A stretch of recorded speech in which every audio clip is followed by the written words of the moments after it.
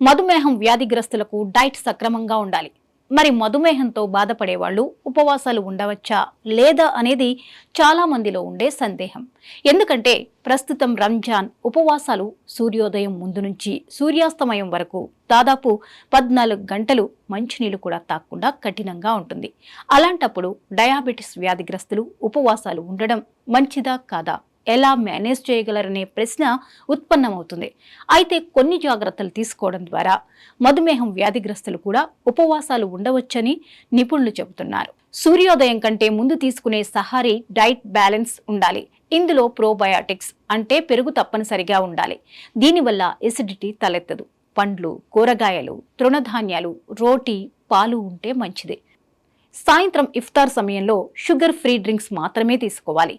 ఆకుకూరలు, పండ్లు, dry fruits, skin less chicken, చేపలు తినవచ్చు. సాధారణంగా ఉపవాసం ఉన్నవారిలో డీహైడ్రేషన్ సమస్య తలెత్తకుండా ఉండేందుకు సాయంత్రం ఇఫ్తార్లో పుచ్చకాయలు, దోసకాయ, రోజ్ డ్రింక్, మజ్జిగ, కొబ్బరి నీళ్లు ఎక్కువగా తీసుకోవాలి.